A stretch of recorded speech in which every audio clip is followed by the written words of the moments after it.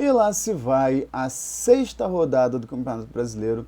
Fluminense está ali no G3, o Fluminense nesse momento que é terceiro colocado. São Paulo ainda não perdeu, e segundo é o Palmeiras, né? Tem alguns times que estão com duas rodadas, né, atrasados, né, duas rodadas adiadas, dois jogos adiados. Tem time que tem um jogo adiado só. E mais surpresas aconteceram essa rodada, né? Assim como na outra rodada já tinha acontecido ali algumas surpresas, alguns resultados inesperados, essa rodada também aconteceu alguns resultados inesperados, alguns jogos que foram assim, caraca, sério que foi isso?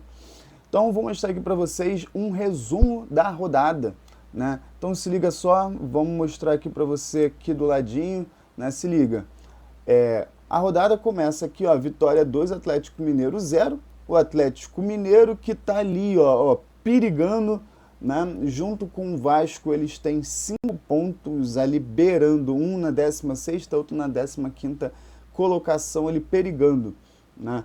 O fato do Vasco ter ganhado um jogo, que eu já vou comentar sobre eles, fez eles saírem ali da zona da degola e terem empatado, basicamente subiu na tabela, porque eles estavam 16º e foram para 15º. Ou seja, o Atlético Mineiro está ali, olhando para o abismo, né, mas sem querer se jogar, né? Não me empurra que eu já tô na beira, tentando não fazer bobeira. O segundo jogo aqui, ó, esse daqui, cara, esse daqui me impressiona muito, porque o Botafogo estava jogando em casa, começou perdendo, aí aumentou a diferença, né? Perdeu de 2, aí perdeu de 3, teve expulso.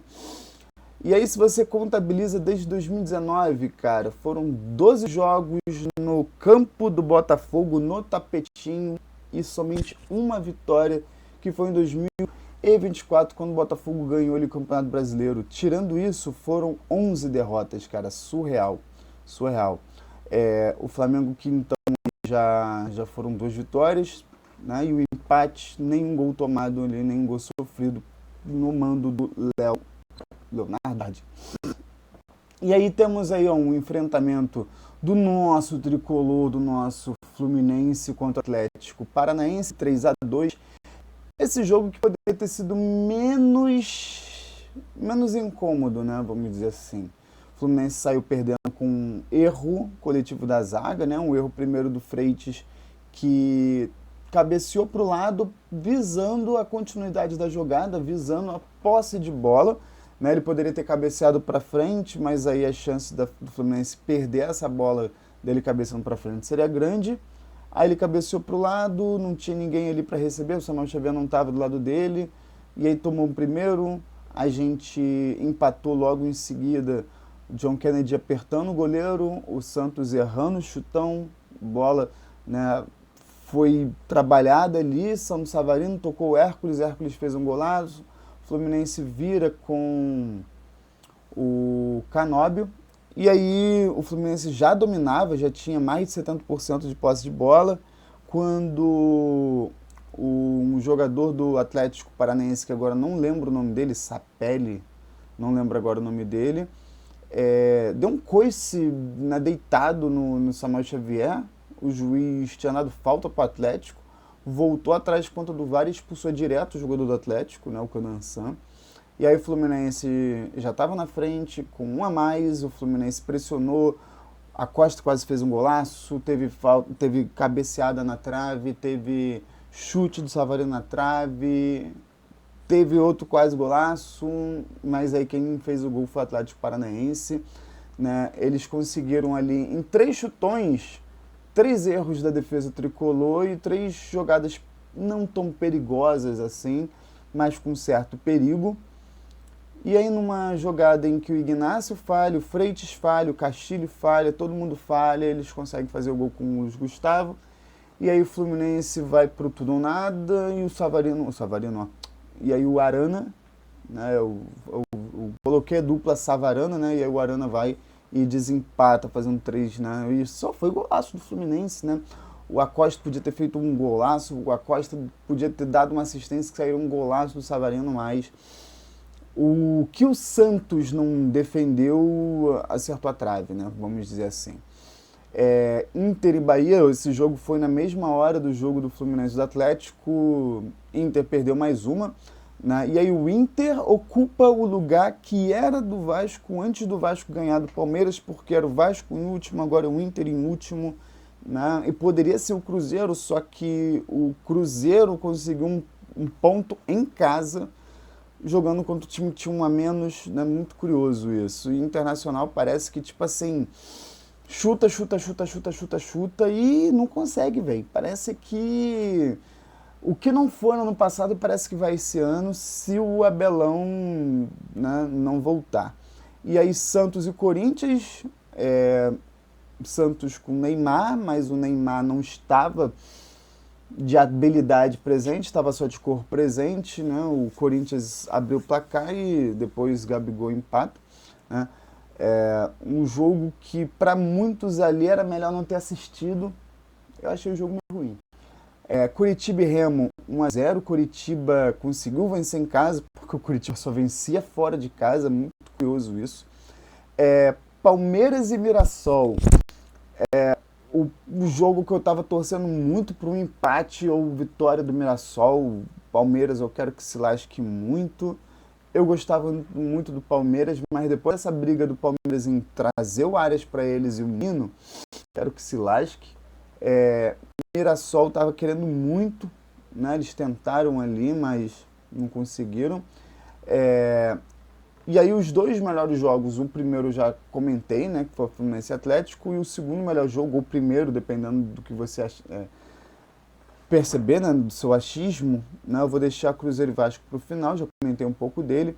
Red Bull Bragantino e São Paulo. O Bragantino, cara, é muito curioso, porque o Bragantino fez ali duas vitórias nas primeiras rodadas. Aí daqui a pouco já começou a desgringolar, perdeu em casa pro São Paulo. O São Paulo não perdeu, cara. São 6 jogos, 16 pontos de 18 possíveis, cara. O jogo que ele não ganhou, ele empatou, né? Bizarro, bom desempenho do São Paulo ali, né? Estão papando tudo. E hoje, né, na segunda-feira, teve ali Chapecoense e Grêmio. O Chapecoense fez um gol de pênalti. E aí só foi volume de Grêmio, né? Só Grêmio. Aí no finalzinho do jogo, o Chapecoense tentou fazer uma graça, né? Tentou ali arrancar um gol de desempate, mas o jogo acabou 1-1. E aí eu falei com vocês que os jogos surpreendentes desse não foram tanto em quantidade quanto na outra. Por quê? Na minha opinião, por exemplo, ganhar fora de casa de um time ou do outro pode ser surpreendente. Mas Bahia e Internacional, o desempenho do Internacional não é surpresa o Bahia ganhar do Inter. Surpresa teria sido se o Fluminense tivesse ganhado do Bahia lá, só que acabou saindo empate, né? Surpresa foi um 3-0 do Flamengo no Botafogo. Só que, se a gente pega outro retrospecto, já tem outro 3-0 do Flamengo no Botafogo, tem 3-1, tem 4-1 do Botafogo no Flamengo, tem 4-1 do Flamengo no Botafogo. Ou seja, esse jogo entre eles é sempre para placares elásticos, né? Sempre tem pelo menos ali 2 ou 3 gols, né? Acho que só ano passado, retrasado, 2024, que teve ali um 1-1, uma parada assim, né? Surpreendente foi o Cruzeiro e Vasco. Cruzeiro foi ali no 1-0, né? E o Vasco conseguiu ali empatar mesmo com 1 a menos. Foi no 3-3 o Barros, né? Foi o Cauã Barros. Deixa eu clicar aqui para ver se é exatamente o Cauã Barros que foi expulso. Cauã Barros fez, né, em 2 minutos 2 gols, né? Que foi basicamente os gols de virada do time. Aí o Cruzeiro foi, empatou, e aí o Vasco foi, desempatou, e o Cruzeiro no final do jogo consegue empatar de novo. Foi o Cauã Barros que foi expulso e ao mesmo tempo com 2 gols, né? O maluco, ele ao mesmo tempo foi herói e vilão, né? Mas, né, teve ali a sua contribuição ofensiva, né, ajudando ali o time da Colina. Deixa eu desligar aqui agora. Peraí, captura de monitor. Então, esse foi o breve resumo da rodada. Se vocês fossem me perguntar para mim, Wallace, qual é o jogo mais marcante que foi para você? Eu acho que foi o do Vasco do Cruzeiro, né? O do Atlético Paranaense e do Fluminense foi surpreendente no quesito. Era para ter sido muito mais pro Fluminense e não foi, né? Eu vou abrir aqui para vocês verem as estatísticas junto comigo do Atlético Paranaense e Fluminense aqui, ó. Vamos lá. Foram 24 finalizações do Fluminense contra 4 do Atlético. Ou seja, das 4 finalizações, 2 do Atlético foram no gol. As 2 que foram no gol foram gols, né? Foram as outras 2 para fora. O Fluminense teve 24 finalizações. Dessas 24 finalizações, cadê defesas? Defesas goleiro. Foram 7 defesas do Santos. 7 defesas do Santos. O Santos teve uma nota no SofaScore de 7.9. Tomou 3 gols também, né? Mas para um goleiro tomar 7.9 de nota, né, tomando 3 gols, é porque o maluco defendeu muito. Se tivesse sido 1-0, a nota dele ele era 9 e pouco. Né? Porque, cara, foram defesas muito difíceis. Foram defesas dentro da pequena área, dentro da grande área. Né? E aí, de novo, fora essas 7 defesas aqui, que parte delas foram defesas muito difíceis, teve chute na trave, finalizações na trave. Teve 2 finalizações na trave, 10 finalizações no gol, né? 3 gols e 7 defesas. Foram 20 finalizações dentro da área. Né? Para tu ver a dimensão do quanto que foi o jogo do Fluminense em volume. O Fluminense fez ali 14 faltas e o Atlético Paranaense fez apenas 9. Ou seja, o Atlético Paranaense deixou o Fluminense jogar e não impediu muito o Fluminense de jogar. Então eu acho que esse daqui ficou em segundo lugar a nível de jogo surpreendente, porque pelo volume era para ter sido muito maior esse placar. Né? E apesar disso, terminou 3 para o Fluminense. E mesmo com a menos, eles conseguiram ir lá buscar um empate e o jogo ali acabou 3-2. Né? Note de novo que eles conseguiram empatar. Esse jogo também foi marcado por uma lesão bizarra no Freitas, que teve um corte, né? E voltou o jogo com uma touca.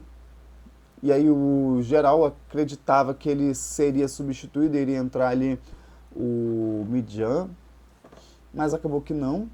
E aí agora a gente tem muito possivelmente um Freitas que não tomou um cartão amarelo, que vai jogar contra o Vasco. Então provavelmente vai ser James e Freitas contra o Vasco. Então é isso, tricolor, é isso, torcedor. Deixe seu like, deixe seu comentário. Até a próxima. Valeu.